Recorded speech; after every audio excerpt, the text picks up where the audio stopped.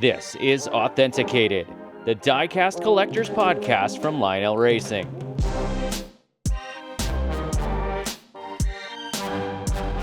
Episode 19 of Authenticated, the diecast collector's podcast from Lionel Racing, is in your eardrums. Welcome back to the show. This is going to be a good one. We've got a lot of cool stuff to talk about, including the NASCAR All-Star Race and all the wild shenanigans and happenings towards the end of that race to kind of give people something to talk about, because let's be honest, most of the race didn't give a whole lot to talk about. So we'll get into all that just in a little bit. And we also have a really cool thing going on at Lionel Racing with the Lionel Racing Poker Run coming up this Thursday and Friday, May 26th and 27th. You might have already seen some teasers about that on our social media feeds. We will go into a lot more details and tell you all about what the Poker Run's all about, and all about. So we will get into all that later on in the show. And but first, I want to introduce myself, because I'm vain like that. My name is Matt Kenfield, Content Marketing Manager at Lionel Racing, and also joining me on the show today is our social media coordinator, Carlene Marginian. Yeah, I even got the title right, Yay! I think, right? Yeah. I feel official now. That's right. Carlene is responsible for all of our fun stuff on social media, and it's been a pretty hectic week on the social media front, hasn't it? Oh my gosh, hectic week, and we're only on Tuesday. Last week was hectic. This week is hectic. There's so many goings on, but I love it. Absolutely. And diecast production manager, Alex Pullman. I got that one right too, right? Yeah, I feel official now. I'm telling you, and I won't do the titles ever again, but I feel like, if we've got our voices, and you ladies have been here for Alex, you've been here from the beginning, and Carlene's been with us, I don't know, maybe 6-7 episodes now, and, get people to know you a little bit more. And But Alex, I know you're looking forward to the Charlotte All-Star Race. Matter of fact, I saw both of you guys out there doing a TikTok about your excitement over race week at Charlotte Motor Speedway, right? You mean the 600? What did I say? The All-Star Race. Well, thank you for correcting me, because that happened already. We are recording this far too early in the morning, as you can tell, and my energy drink has not yet kicked in, but it doesn't temper my excitement for the Coca-Cola 600 at Charlotte Motor Speedway. To go 600 miles, Memorial Day weekend. It's one of the best races of the year. You're very going patriotic. 600 miles? What car are you going to be in? Yeah. She's just running it. I'm just running laps. Well, those of you who, you can't see what's going on here, but Alex has like two gigantic Yeti tumblers. Both of them have like super hyper Only nitro one coffee. of them does. So one of the waters to balance it out. The 600 miles will be done in about 7 minutes. At that rate, but that's a cool race, and it's a great time to be in the Charlotte area. Well, and for the first time in a few years, it's back to being International Race Day. So you have, as my dad used to say, you have breakfast in Monaco for the F1 race, lunch in Indy for obviously the Indianapolis 500, and then you have dinner at the 600. So it's one of the best days of the year if you're a race fan. Absolutely. And it's a great time to be in the Charlotte area, too, because a lot of the race teams have some fan days once again. And, this is kind of uncharted water since COVID started, right? A couple of years ago, everything shut down. There was no race Memorial Day weekend a couple of years ago, and we've slowly eased back into it. And I know RFK Racing has a fan day this week. Junior Motorsports has one later on in the week as well. So it's a really exciting time to be in Charlotte, and that's kind of why we want to capitalize on that with our poker run too, to welcome fans back to the Charlotte area, because this means a lot to the area. We all live within a half hour of Charlotte Motor Speedway, and it's great seeing the restaurants busy, the shops with all their signage and stuff like that. Get your ice and water here, so it really adds some excitement. I know this is a traveling circus, right? NASCAR goes no matter what track you're at, from California to Texas to Kansas to New Hampshire. When the races come to town, it is like, the circus comes to town, right? But here in Charlotte, it just means so much more, because all the race teams are here. The crew guys are here. The drivers are here. A lot of the industry, the parts manufacturers are here. So it's a really exciting time to be in the area. And we're going to kind of expand on that a little bit with our poker run discussion later on in this show. But first, we're going to recap everything that happened at Texas Motor Speedway in the NASCAR All-Star Race on Authenticated.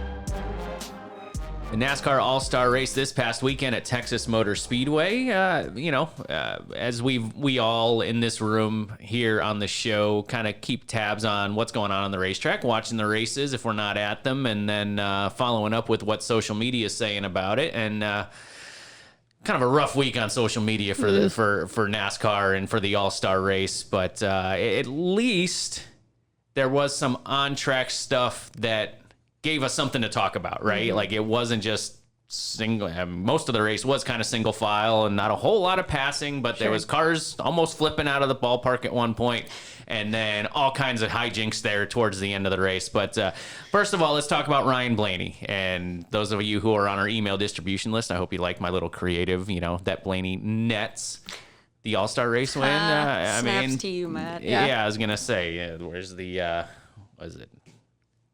Yeah, that thing. Yeah. You know what I'm talking about. I got it. But look, so Ryan Blaney was probably within, 6 feet of winning the race. Yes. Caution flag flies. Gets an overtime restart with a window net that may or may not have been by rule attached, but took the win anyway. So let's rewind a little bit first. Let's talk about the caution flag that set up that overtime restart, where Blaney had to hold off Denny Hamlin and a couple other guys for the win. What are our thoughts? Should that caution have flown that close to the checkered flag, or kind of where when you were watching that race, what were your thoughts at that moment? That it shouldn't have flown. Now, are you saying that because you're a huge Ryan Blaney fan, or are you saying that just as a fan in general? Both. Got it. Because I know that they wanted it to finish under green, but the caution, or who brought out the caution, was out of the racing groove. It was fine. He could have crossed the finish line. No need to throw the caution. And I think they also wanted to do it too, to be honest, to see if they could rack them up and make it more exciting at the end. But it was the same outcome if it had happened the same way before. Absolutely. I mean, with how far ahead Blaney already was, you knew that he had it. There was no kind of disruption from the caution that went out. He should have just taken it right then and there. Exactly. And then you wouldn't have had the whole window net issue. Correct. This wouldn't even be a thing. Right. Yes. Yeah, and those of you who didn't watch the race or haven't followed up with it, when he was so close to the checkered flag was actually in the air, and they pulled it back barely and through the yellow just as Ryan was about to cross the start-finish line. Look, it's an all-star race, okay? It's an exhibition, non-points.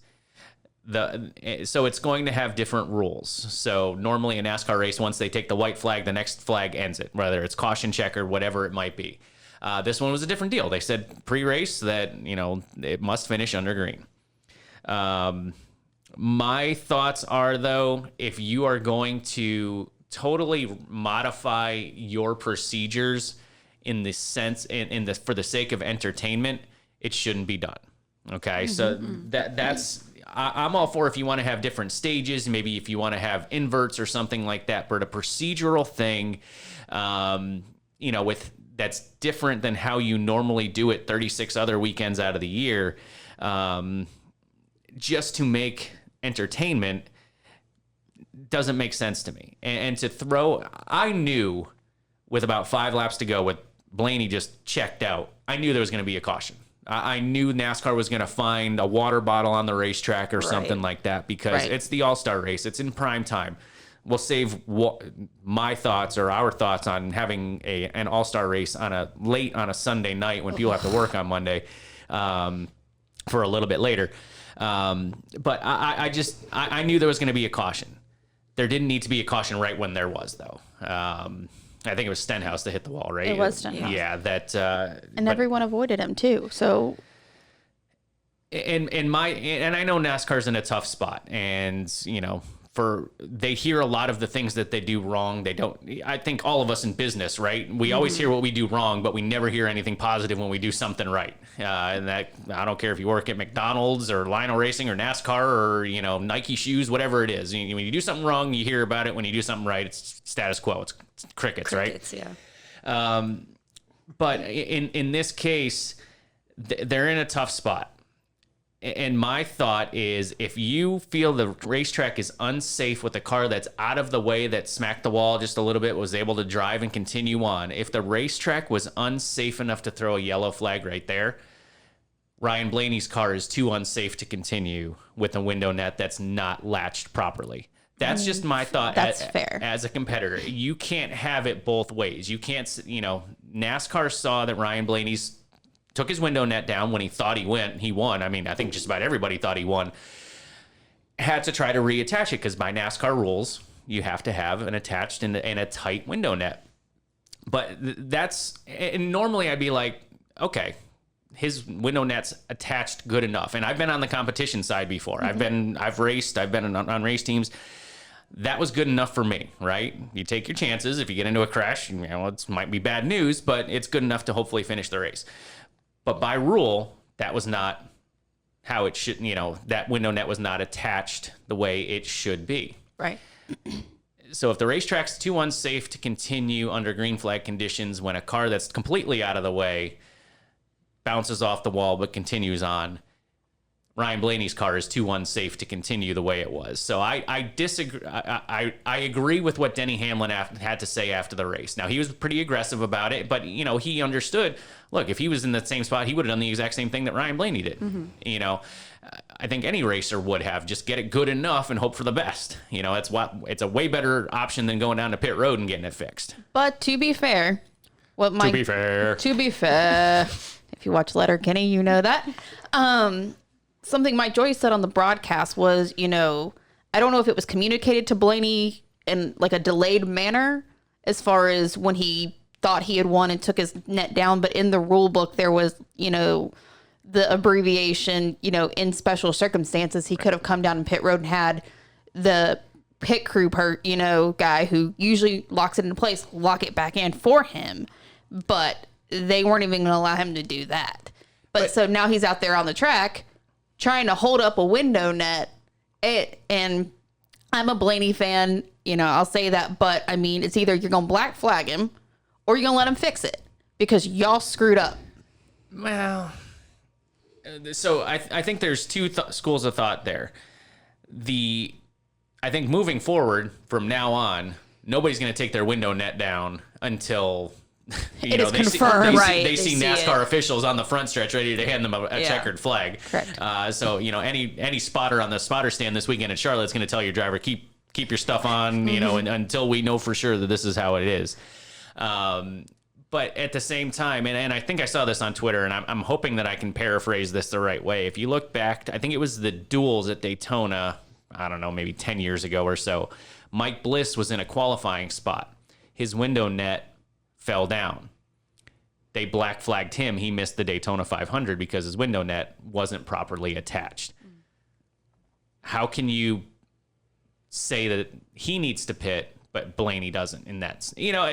Well, and that's my thing though, is like they didn't, they let him continue on. So it's either you're going to let him come down and fix it or you're going to black flag him. There is no in between. Right. But the in between is actually what happened. And I think it might not be as much. It might be about 90% of the discussion that it's been.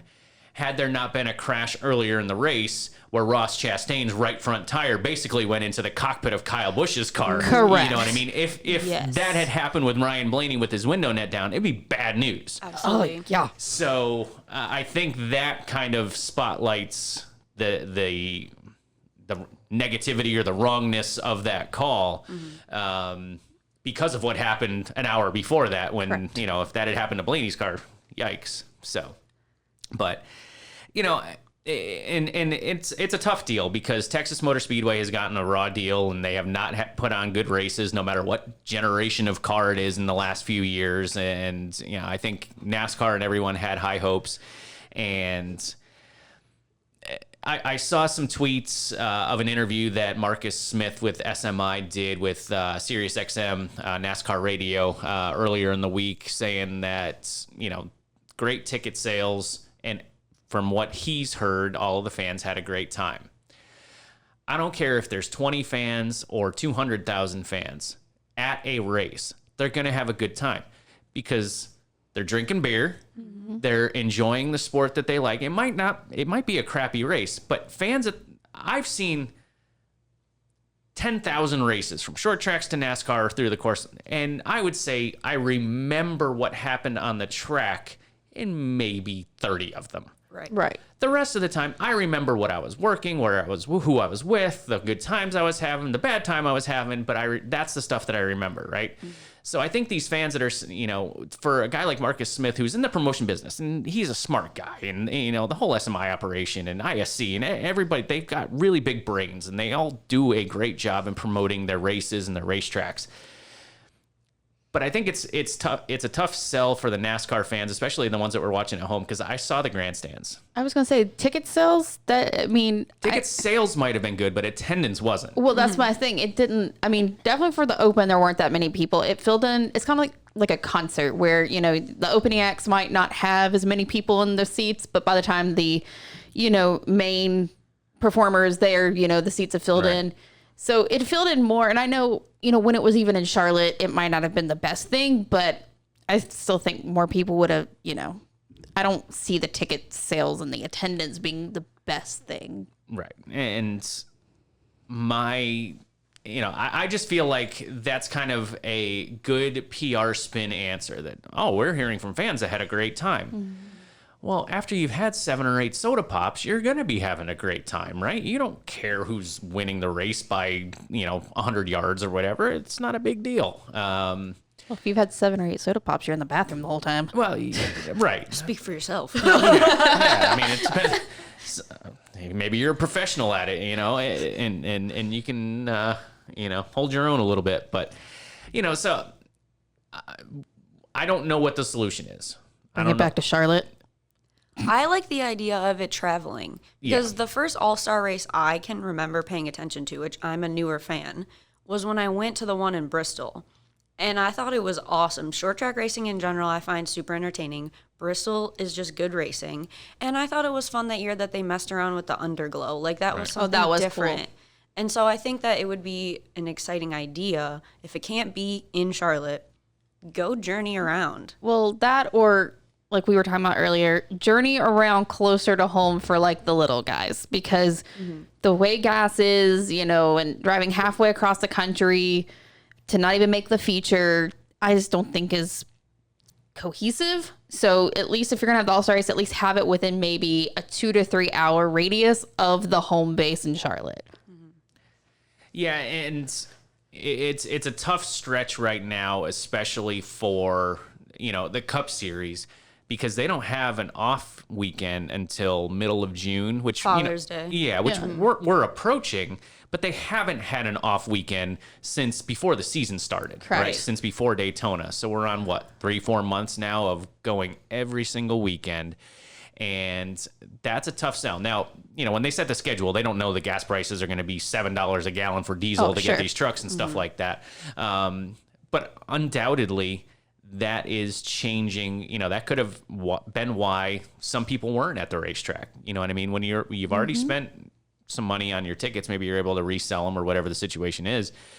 But depending on where you live, if you're driving a couple hours to get to the racetrack, you're talking $100 worth of gas alone, and then you still got to eat and get your die cast and get your t-shirts at the racetrack and stuff like that. Or your hotel room, and they always, raise the prices for race weekends and stuff for a special price. That's why, being at the racetrack is a special time for. I know a lot of families that are coming to Charlotte this weekend. That's their summer vacation, right? You know what I mean? When you go to the racetrack, it's great if you're able to go a handful of times a year, if you're able to go to both races at whatever racetrack that you're at or nearby. But it's not cheap to do it. It's very much a I don't want to say a burden on your budget, but it's something you have to budget for. I don't care, what your family status is or anything like that.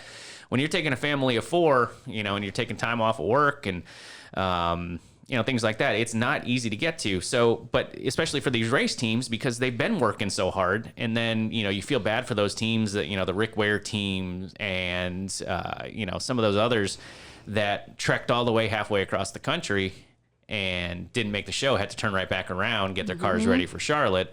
when there's already so many challenges in getting cars ready, because there's still, there's not necessarily a part shortage right now. A lot of the teams have caught up, but it's not like there's an inventory Right, a of lot to stuff. go around. Plethora of Right. cars. So, a lot of those cars that raced in Texas are probably going to be on track again this weekend at Charlotte. Right. Yeah.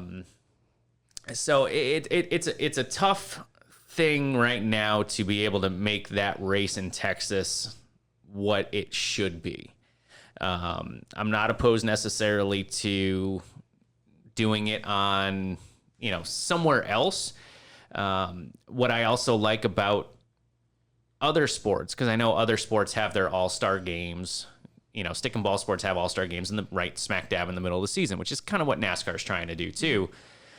But they build in 2 or 3 off days before that and 2 or 3 off days after it. So the athletes that are playing in that all-star game do get a little bit of a break. So that's tough to do in NASCAR, right?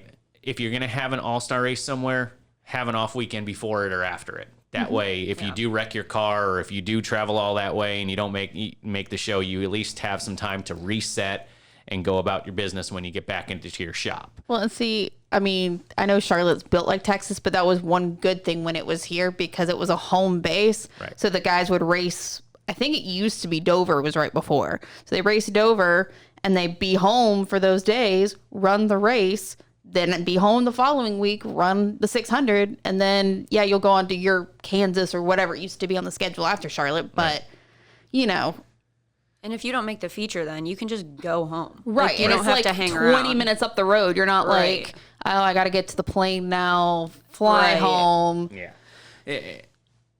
Look, I'm sure there's some crew guys out there that absolutely love being on the road. But I can tell you from my personal experience being on the road for a long time, and a lot of my friends are still on the road for a long time, there is no greater thing than sleeping in your own bed. When you are on the road 4 nights a weekend. Now it's a little bit better of a schedule, but still you're working long nights at the shop because you guys have been building these race cars, since January when they finally got all the parts for them. There's been a lot of sleepless nights, and getting these guys to be able to sleep in their own beds would be great. But for all I know, maybe it's ironic because Texas Motor Speedway gained a race when North Wilkesboro went away. Now that SMI is kind of back in charge of North Wilkesboro, they're cleaning it up a little bit. They're putting on some short track races with some super late models modifieds, and then covering it with some dirt later on this season. I don't know. It's going to need a lot of work to make it Cup event worthy, but maybe that's the grand plan for SMI to, maybe they bounce it around, bring it back to Charlotte, go to Bristol, wherever, go to some SMI facility at some point for the next 5 years or whatever it is, and then make North Wilkesboro kind of like the place for an all-star race. I think as fans, that'd be awesome. The feasibility of it, I'm not real sure, but I think I'll speak for myself and you guys can chime in. If it's back in the same relative same format at the same racetrack in the same circumstances next year, there's going to be, we see it all the time on our social media, we're going to riot if this doesn't happen. There's going to be a lot of ticked off people if the same thing happens again in 2023. Absolutely. Well, like we were talking about earlier, Jeff Gluck does all those race polls. Was it a good race? And the All-Star race this year got the lowest rating of any poll he's done. And I think he's done like 239 polls. Right. Yeah. I think that speaks for itself. Right. Which Correct. Is, 3 or 4 years worth of polls, right? Right. So that's saying something, because there's been some duds of races in that time span. It's just the nature of the beast.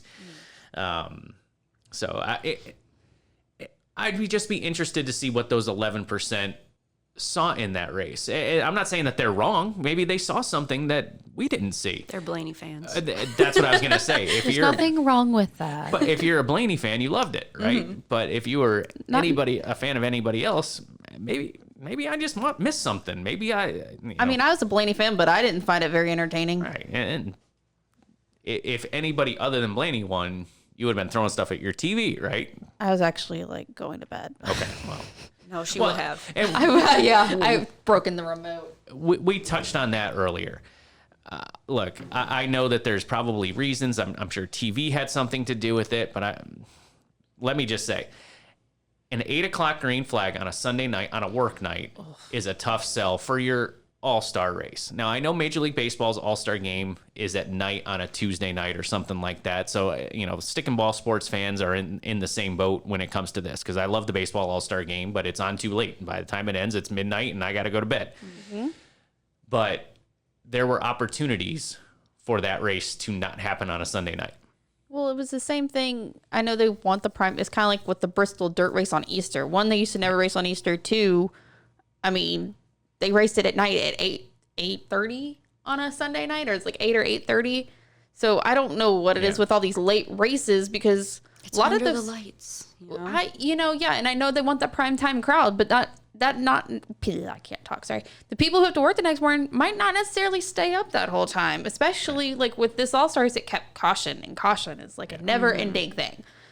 And I understand there was a red flag through the course of the race, so it went probably beyond its TV window. But we didn't hear from anybody other than Ryan Blaney, on the broadcast, because they had to get to a soccer game. So it was on FS1. I understand if it was on Network Fox or Network NBC and they've got to get to the 11 o'clock news or whatever, something like that. I can kind of understand that's why they have it on this, in this time slot on this, because, they got NASCAR has to cater to their TV partners. Mm-hmm. And if they want it on the big boy network, they got to kind of fit into that window. This was on FS1.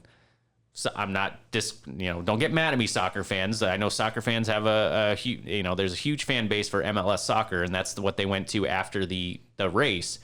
But we're on FS1, which is the cable version, the Fox Sports channel.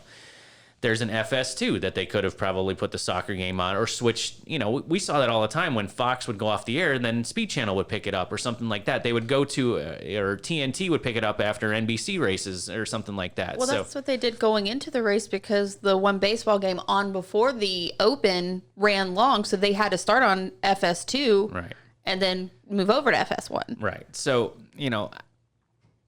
I don't understand, and I would love to have somebody from NASCAR media or a network help me understand this on our show at some point, that if we need to start the race late on a Sunday night for TV purposes, why we can't get enough time to cover the race properly in that window.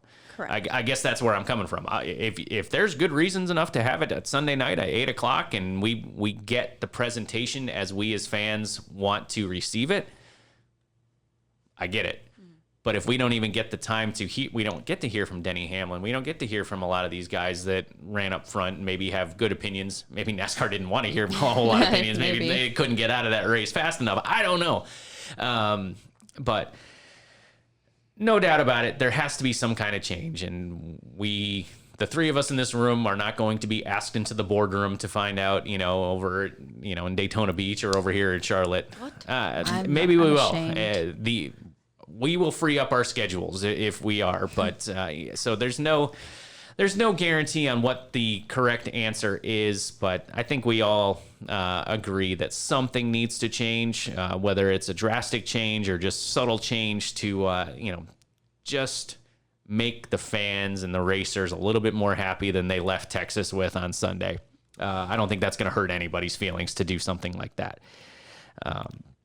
But for those 11% of fans that did enjoy the race, and perhaps the Ryan Blaney fans out there, we do have a race win diecast of that number 12 Menards Wrangler Ford Mustang that went to victory lane at Texas.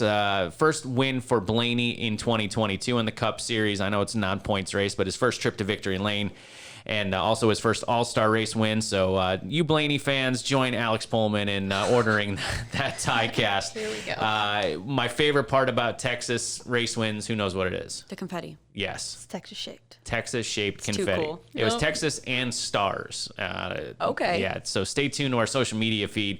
We will have some really cool reference photos that our artists will use to recreate the way the car looked in victory lane in diecast form, and it's going to look awesome because, I know he didn't tear the car up a whole lot. There wasn't a whole lot of dents or anything like that in it, but the confetti is going to make this car for sure. So if you haven't already, make sure you get that pre-order in. Visit LionelRacing.com, call 1-800-952-0708, or check out other authorized Lionel Racing dealers.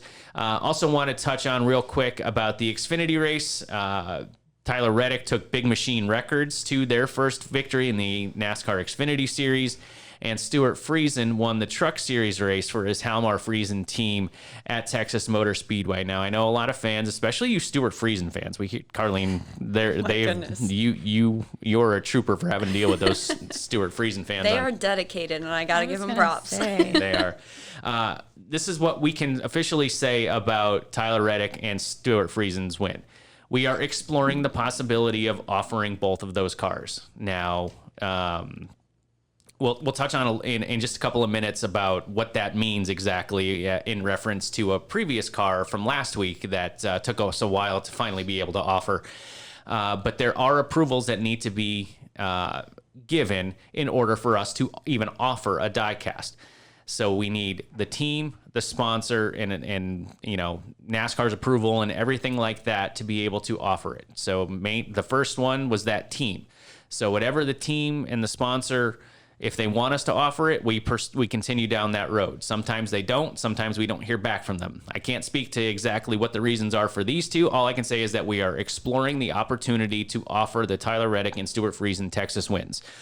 So if and when those come to fruition, definitely check out our social media feeds, because we will definitely promote the race win availability for Tyler Reddick's Xfinity win and Stuart Friesen's truck win.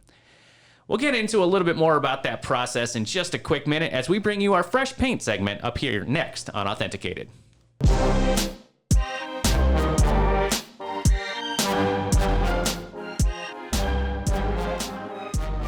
As promised, we have some fresh paint diecast, the latest diecast releases from Lionel Racing that are currently available for order. And to bring those to you, here's Carlene.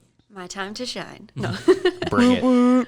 No, so the very first one that we have on our list today is, I think, probably the most hyped up diecast we could have offered so far. I'll put that out there. It was the Kurt Busch number 23 Jordan Brand Kansas win, which had so much excitement on social media. The ending was really exciting of the race. And Matt, I know you've got a couple other things to add to it with that as well. I do, as my phone wrongly starts ringing in the middle of the podcast. Here's the deal. So when Kurt Busch took the win at Kansas, instantly we got hit up on Facebook, Twitter, Instagram, you name it, messenger pigeon, all that stuff. Smoke signal. Right. We want this diecast. And we didn't immediately put it out for order. Normally when a race win or when a winner takes the checkered flag, within about an hour or two, we have something up on our social media feed saying, hey, go get the diecast, because our production team and our sales team and our social media team all kind of work in concert with one another after a race to get all that information distributed to everyone. But in this case, we didn't do it because we knew before the race that there was some sponsors on board that car that are very protective of their brand. And they might be new to the sport, might be new to, the diecast world or something like that. So we knew going into it that licensing was going to be, I don't want to say impossible, but more of a challenge than some of the other ones that we already have partnerships with and some of the, have already dealt with in the past. So Kurt Busch wins the race. We immediately reach out to the team and say, okay, kind of a different ball game than doing just the standard one before the race. Now we've got a win car and people want the win car. What can we do for it? So whenever something like that happens, we reach out to the team and say, hey, let's see what we can do to get this to happen. Then the team has to get their own internal approvals. Then they have to get their partners' approvals, their sponsors' approvals in order to do that. And it's not necessarily always as easy as green flag, let's do it. There could be lawyers involved. There could be marketing people. There could be, a whole army of people that have to give the thumbs up before the team can give us the thumbs up. So a lot of people were saying, oh, what's taking so long? Why is this not happening? I can promise you those wheels were spinning in the backgrounds. We can't give you we are not able to, contractually unable to give you insight into the exact moment and what's happening, the status and things like that, because a lot of that is confidential between us and the teams. But what we can say is exactly what we said on social media, that we are efforting it, and as soon as we know more, we will relay it to you.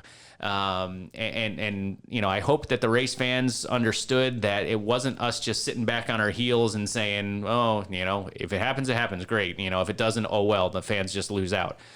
Trust me, we went to bat for you fans for this car. And we will continue to go to bat for any die cast that, you know, you guys want. We will, you know, almost always at least explore it. Sometimes we get a hard no, and then we just got to relay that bad news to you. But in this case, there was a lot of people that needed to give us the approval before we were able to offer it. So that approval finally came to us, Wednesday, I think it was, maybe Thursday. Yeah. But you know, there was a lot of people. And again, now that we've done it, will it happen again? Maybe not with this car or this program or anything like that, but there will be another time where we run into this scenario. We've actually run into this scenario before where sponsors, for whatever reason, or teams didn't want the standard car and then offered, and then sure enough, that car wins, and then it's a whole different ball game because now there's even more of a demand for it. So we have to kind of revisit it, you know, either that Sunday or Monday after the race.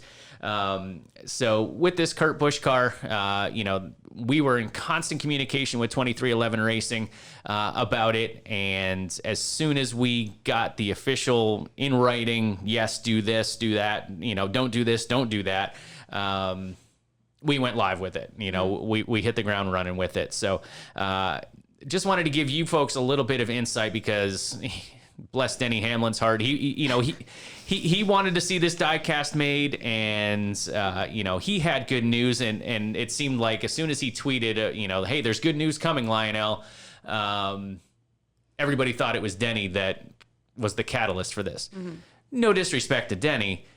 I mean, his approval is great, but he wasn't the one that officially needed to sign off. Right. And then, you know, when we finally did make it available, what happened? Got nothing. Yeah. No, I mean, crickets. Yeah. Another tweet from Denny, you know, after doing 2 or 3 saying, oh, we got to make this happen. The demand's there, blah, blah, blah. You know, when we actually did make it happen, he could have said, you better order this die cast to help us out. But hey, you know, it's all good. He got the hype going, you know, early in the week. People were ready. That's right. Yeah, I laughed because I was literally sitting at dinner on Monday when he commented on our original tweet that we were exploring it. And I looked at my phone. I'm like, why do I have 57 Twitter notifications right now? And ever since then, it was just, you know, a roller coaster of excitement from then on. Yeah. And so fans, what I can tell you is please understand that whenever something like this happens, we are not just purposely trying to not get a die cast made for you. I personally ordered this die cast. Okay.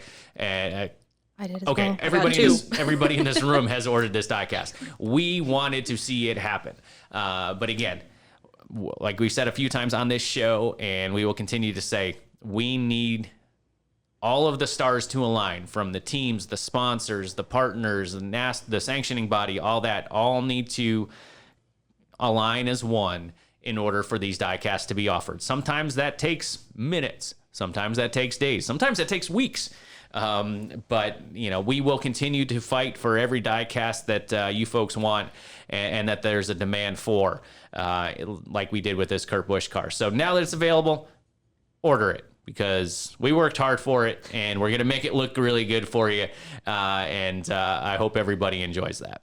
Yes, absolutely. It, like we said, is one of the most high demand. I think it's so cool looking. A lot of people have the shoes, and we're posting pictures of putting them side by side. So that's just all around. When that happens, you guys put those displays together, be sure to send them to us over at Lionel Racing on Twitter and Instagram.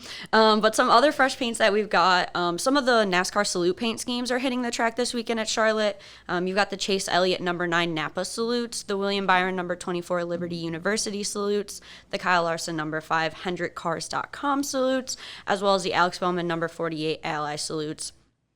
All really good schemes. The red, white, and blue all look really cool. I like Liberty University's because they went with the darker blue, so I thought that was an exciting little switch up.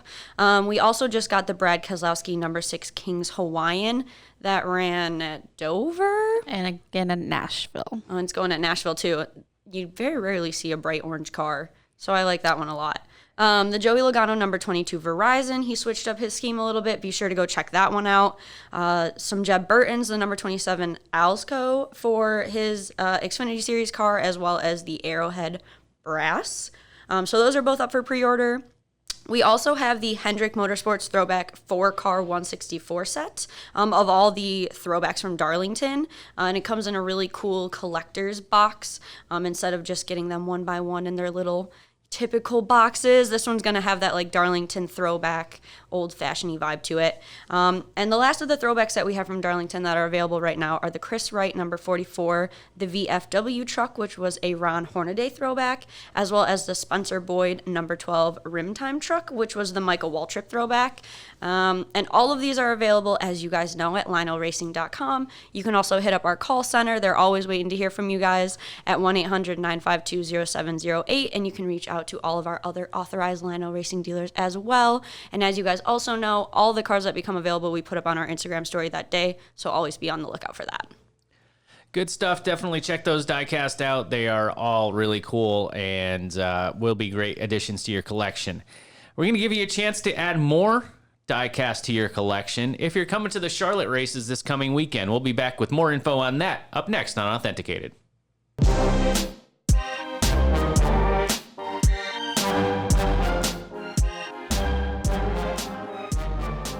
All right, race fans, are you coming to the Charlotte area this weekend? We hope you are. We hope you enjoy yourselves. The weather's going to be beautiful. I mean, it's been rainy as crap the last couple of days here, but this weekend is supposed to be like mid-80s, sunny. Hot. That's and good. humid. That's Bring good. your sunscreen. Right, and so, and hydrate. Yes. Hydrate, you know. Don't pull a Ross. Right. Mix in a couple of waters in amongst your other beverages. Soda pops. Yeah, that you participate in while you're tailgating in the parking lot. But if you are coming to the Charlotte area this weekend for the Charlotte Motor Speedway events, this Thursday and Friday, you got to participate in our first Lionel Racing Poker Run. We have some incredible prizes, from autographed sheet metal, autographed hats, shirts, probably even cooler is some prototype diecast, and those of you who are diehard collectors know what prototype diecast are. The rarest of the rare diecast, highly valuable, highly sought after. We've got a few of those to give away as well as part of the poker run. And in order to do the poker run, if you're not familiar with it, I know there's a lot of charity poker runs with motorcycles and things like that. That's kind of where the idea all stemmed from. And what we've done is we've partnered with a handful of race teams in the area, with Junior Motorsports, Team Penske, Richard Childress Racing, RFK Racing, Stewart Haas Racing, and plus at our own Lionel store at Concord Mills Mall, about, 3 miles or so from Charlotte Motor Speedway. If you stop by any of those participating locations this Thursday and Friday, you will get a playing card. And we designed our own Lionel Racing playing cards, just normal playing cards, like you play Go Fish or Blackjack or poker, whatever it is. You'll get one just for stopping by. You spend $50 on diecast or other merchandise, you get a second card. You spend $100, you get a third card. And what you can do is collect those playing cards at every stop that you make, whether it's Junior Motorsports, Team Penske, RCR, RFK, Stewart Haas Racing, or our store at the mall. You get 3 cards max per stop. You go to another shop, you can get another maximum of 3 cards. 1 for showing up, a second for spending 50 or more, 3 for 100 or more. Once you have your best 5-card poker hand, you bring it back to the Lionel store, and the best hands come 6 o'clock on Friday, win some really cool prizes. RFK Racing has donated a behind-the-scenes shop tour of their facility that you can redeem at any point in 2022. So whether, it's next week while you might still be in town for the Charlotte race, maybe you take a special trip out here, maybe you're local to the area, you get a behind-the-scenes tour of RFK Racing. That's something that nobody really gets to do. We've got Stewart Haas Racing is donating a lot of prizes that is only team issue stuff. Nothing that you can buy even in their team shop. It's a huge grab bag full of exclusive things that you can't get anywhere else.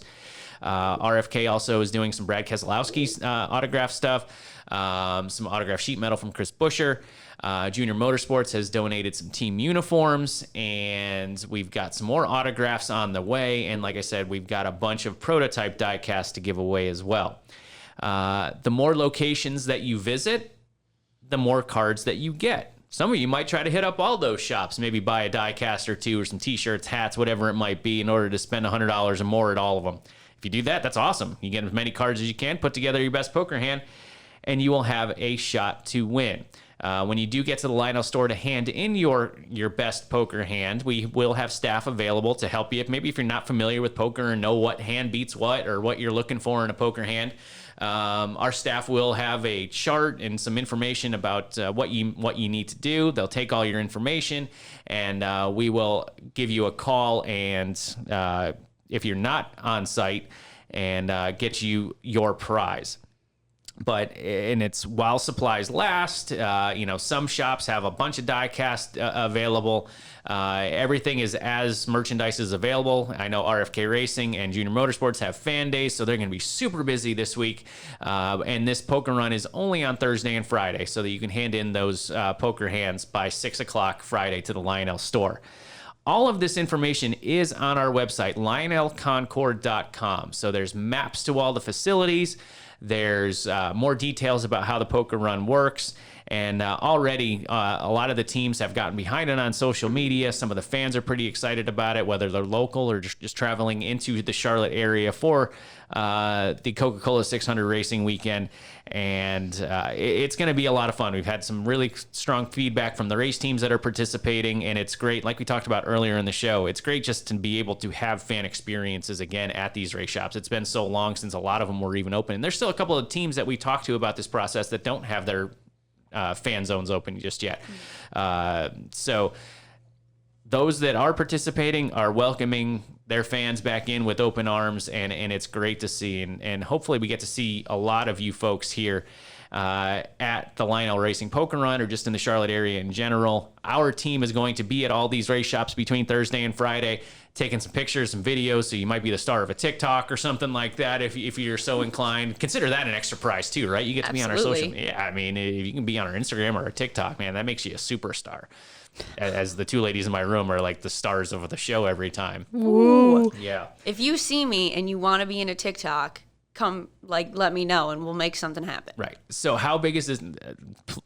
Are you sure you want to offer that up? Absolutely. Okay. I'm down. If you're Let's down go. to have some fun and make like an exciting, funny, fun TikTok, we will put something together at that fan day or wherever shop you're at, and we'll get something If you're going. extroverted to the extreme, hit us up so we can add you to the TikTok. Right. Absolutely. Yes. And what I will say, this is how much buzz there is about this Lionel Racing Poker Run.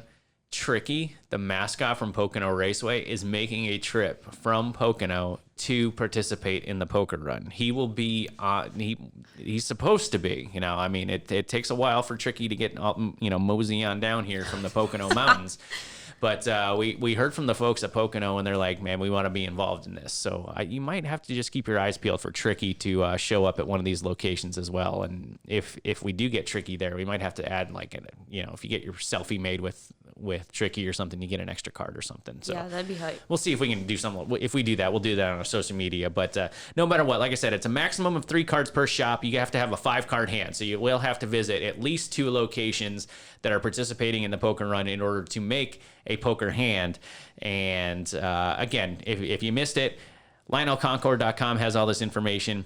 The teams that are involved and the shops and locations where you can pick up your cards: Junior Motorsports in Mooresville, Team Penske in Mooresville, Richard Childress Racing in Welcome. Actually, their actual location is in Lexington, North Carolina. RFK Racing here in Concord, Stewart Haas Racing in Kannapolis, and the Lionel store at Concord Mills. Again, it's a straight shot down Bruton Smith Boulevard from Charlotte Motor Speedway, where the Lionel store is. If you've never been to the Lionel store, you take entrance 2, neighborhood 2, and walk right, and that's exactly what they say on the little. That's why I was laughing. It's burned in my head now. I've been there so many times. But once you go into neighborhood 2's entrance, you'll walk straight through the food court. The dining pavilion is the high class name for the food court. Ooh. You walk straight through there. The Lionel store is almost at your 1 o'clock position as you walk through the dining pavilion at Concord Mills Mall. We will have some diecast specials there. Lots of diecast available for you at the Lionel store too. So Dana, Tim, Gerald, and our whole team at the Lionel store will be excited to see you there and help you collect your best 5-card poker hand to get a shot at winning some great prizes as part of the first Lionel Racing Poker Run. If you're not coming to the Charlotte area, we plan on doing this again at some point, maybe in October with the Roval race, or maybe next May, whatever it might be. But those of you who are coming into town, definitely check out the Lionel Racing Poker Run. Ladies, are you guys poker players at all? I'm more of a blackjack player, so I'm very happy about the fact that we will have like self-help cards to tell you what the best hand is, because I would have been confused. Alex? No. Okay. Just straight up no. Straight up no. Do you play any games? No. Like card games, Well, yeah. not like Flip Cup or anything like that. I play Flip Club. Shoots and ladders. There or you something. go. Yeah. Sorry. Hey, you got a niece. You probably are doing some like hi-ho cherry-o or something like that, right? She's not old enough to play those yet, Oh. but we're getting there. Well, we'll step your game up. That's Poker's right. the next step. We'll get there. We'll go right from shoots and ladders to poker. Starting Thursday, we're going in. Yeah, like I said in one of our meetings, you can't be a degenerate gambler for your whole life if you don't start when you're a kid. There you go. Fair. But this poker run's been a lot of work, and it's great to see it come to fruition. Each of these shops will have some signage out front and at the registers kind of explaining, where you are, what you're doing, and how it all works. So And shout out to Matt and Carlene for all of your signage and social media for the poker run. Thank you. I am the mastermind behind it all. Okay. Just kidding. hey, let's go with it. I'll go with it. That's good enough for me. But yeah, we had a test run, so we got these custom-made Lionel Racing poker playing cards as part of this poker run, and we had a trial game of. It was literally like a 30-second game of poker. It was just a one-hand thing, and I folded as soon as I got my cards. Like, I'm not a huge poker player. Like Carlene said, I'm more of a blackjack player. Never really been a huge poker guy, but I was out. So It's the poker face. Like, if you can't control your facial expressions, then don't. I'd be the sunglass wearer. yeah, For sure. Yeah, Or it's like the episode of The Office where it's like, you cough and then Right, it's like, your- and then your you falls. tail. Yes. I hope that someone shows up to the store on Friday and, like, slides their card just totally straight-faced. yeah, with like a visor. Correct. Yeah. Like, We they've done this ready? before. Right. Yeah. That. No doubt about it. It's gonna be a lot of fun. And if maybe you're still a little confused or whatever it might be, just check it out. LionelConcord.com. We put a video together that Carlene was the star of. Per usual. Yeah, with some details, and all of the staff at all of these locations will be able to kind of walk you through it as well. So I hope everybody that participates has a great time with it. Hope everybody, and definitely check out our social media feed, because as we're actually going to be collecting the final prizes today. Today is Tuesday.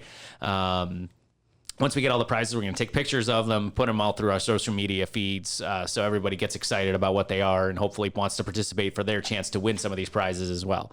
So again, LionelConcord.com for directions and more details. And with that wraps up the Poker Run talk. Next thing we do is we wrap up the show. Up next on Authenticated.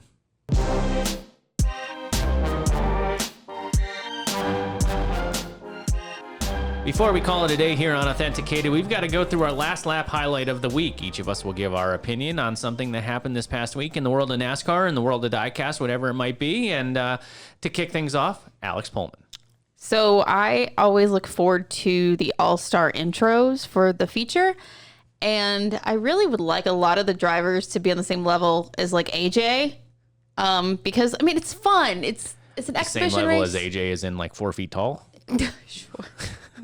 Bring it down to my level. I mean, he was just so hyped. Like, he was like, let's go. And everyone else was like, hey, what's up? The dude tried to crowd surf. I mean, it was epic. Probably not the best idea. No, it didn't look like he got very far. But I mean, he was, the subject of many funny memes and gifs after the fact. NASCAR Chasm had a day with it, but the whole intro thing was great. I just liked AJ's enthusiasm. It gets you hyped for the race that turned out to be boring, but it's okay.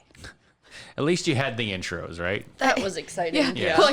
Well, you had Boyer and Blake Shelton together. So when you got those two in a room, That was a good time. I mean, you can't go wrong. Yeah. So. Even when you drop cards, you still, Poor Chris make Buescher. up for it. Teamwork. Teamwork makes the dream work. All right, Carlene, what's your last lap highlight? I don't get my last name. Anyway, don't put it out there, actually. I already did a couple of times in the show as Because people you don't are even know your last name. frantically rewinding the show now. No, my last lap highlight, which isn't what happened this past week. I mean, it got announced, I guess, in the past week or so, but it's Flowrida coming to Speed Street here in Charlotte. I'm so excited. My middle school self is hype.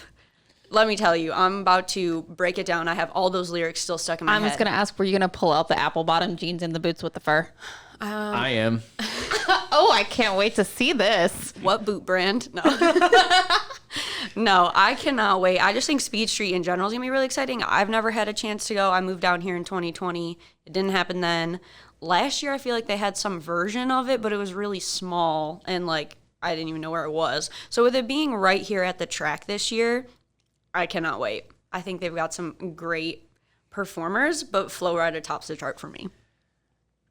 That's fair. Now, Speed Street used to be in Uptown Charlotte. They closed off a handful of streets in Uptown Charlotte, and they'd have some big name acts. Like, this is going to date me, so I would say it was 2006 when the ladies in the room were probably in diapers still. I was in high school. Okay. I remember seeing... I was in middle school. Yeah. I wasn't that far off. I remember seeing Three Doors Down, who were like the jam back I was then gonna at say, Speed Street. yeah. I saw Luke Bryan there, like when Go ahead. "Rain Is a Good Thing" came out. I was trying to think of the So song. very early on like in the very career. before he was big. Like I saw him at Speed Street back in the That's day. hype. Yeah. So it's a great time, and that they're doing it at Charlotte Motor Speedway this time. They're actually setting up the stage and everything like that as we speak. And my mom and dad are in town from Connecticut. My dad's a huge Steve Miller fan. So the Steve Miller Band is playing, I think, on Saturday night, which, I was trying to explain to my son, who's 10, that Flowrida was popular when I was about his age. Steve Miller was popular when my dad was about his age. So, it's quite the juxtaposition of, fan bases and styles of music when you've got, Steve Miller Band, Take the Money and Run, and you got Flowrida, My House. There's not a whole lot of correlation between the two, but it should be a good time either way. And even though they're not at Speed Street, but they're opening the 600, then you got Leonard Skinner, Yes. which We are just all over the place. I'm just saying that can you get more like America than Sweet Home Alabama or Freebird on Memorial Day weekend? Yeah. I'm just saying. Yeah. All I can picture, we need John C. Reilly out there to recreate that line from Talladega Nights. Like, I like to picture my Jesus front row and And a Leonard Skinner with an angel band, and I'm front row. and I'm hammered drunk. Nothing says Memorial Day NASCAR race more than Leonard Skinner playing the pre-race concert. But we kind of kicked the All-Star Race in the pants a little bit earlier in the race. But one thing, no matter what happens on the racetrack for 600 miles on Sunday, pre-race to the Coca-Cola 600 is one of the most kind of majestic things. If you're proud to be an American, you know what I mean? That is where you need to at least tune in if you're not at the race, because they will bring soldiers out on the racetrack as part of the pre-race festivities. They always have some kind of, whether it's a flyover or, some paratroopers, whatever it is, and they do it right. Charlotte Motor Speedway does for the pre-race at the Coca-Cola 600. And it's great that the race teams, have the fallen soldiers' names on the windshield. They're doing that program again this year in 2022. And always makes for, really special die cast, because these teams, make sure that the soldier's name that's on the on-track car ends up on the die cast as well. Correct. So stay tuned. I know we talked about in Fresh Paint maybe a handful of salutes cars, and I know that there will be more coming. So definitely stay tuned to our social media channels for more of those salutes cars. But even if your cousins or something like that aren't huge NASCAR fans, make sure they at least tune in to the pre-race for the Coca-Cola 600, because it's done the right way. And it's just a really special time to be a sports fan. Just be proud of your country and stuff like that, and to thank those soldiers that have fallen and those that are continuing to serve our country at the Coca-Cola 600. So my last lap highlight We got to do it right. Matt, what's your last lap highlight? Thank you so much Boom. for asking. Don't look at me. Yeah, because you didn't say anything. That's why Carlene has my back. Oh, whatever. No, mine is just that the Memorial Day Sunday triple header is back because of COVID. International Race Day. Yeah, I mean, it is a great day to be lazy. It is I love that the Monaco Formula One races in the morning, Indianapolis 500 through the early afternoon, leading into the Coke 600. It's just a special day to be a race fan, and the fact that all three of those races are happening in their traditional time slots on their traditional day and things like that is. We talk about my son. My son said the other day, "COVID's over." Well, it's not, but for the most part, a lot of our day-to-day stuff is back to normal, and seeing those three races with fans in the stands and great racing action for 3 straight races is a really cool time. And I speak on behalf, hopefully, of all NASCAR fans. I want to see Jimmy Johnson do really well in Indianapolis. Yeah, He me has too. been showing up. He's been fast, and those cars are fast this year. They're crazy quick this year. Jimmy was here a couple of weeks ago talking about, he was on his way to Indy. He was actually leaving our shop to go spend the month in Indianapolis when he was signing some die cast, I don't know, maybe 2 weeks ago or so. He was going right to Indy. So he's been quick, and I want to see him do really well at Indianapolis. That'd be really cool. And want to give one little quick shout out also to our most recent podcast guest, Ryan Priest. He's going to run all 3 races at Charlotte. That's really cool. He actually teased that a little bit on our podcast. And all those media members that think that they're breaking news, well, you should have been listening to Authenticated a couple of weeks ago because Ryan actually said that. But running the truck race for David Gilliland Racing, Xfinity race for BJ McLeod Racing, and the Cup race for Rick Ware Racing. So kudos, great opportunity for Ryan to showcase what he can do, and I want to see him do really well as well. That's going to do it. So enjoy the Coke 600 race weekends and International Racing Day. International Race Day. There you go, on Sunday. And we hope to see you at all of the participating shops for our Lionel Racing Poker Run this Thursday and Friday, the 26th and 27th. Again, if you need more information on that, check out LionelConcord.com. On behalf of Alex, Carlene, I am Matt. We will talk to you down the road next time on Authenticated. Follow Lionel Racing on Facebook, Twitter, Instagram, YouTube, and TikTok, and use #AuthenticatedFan.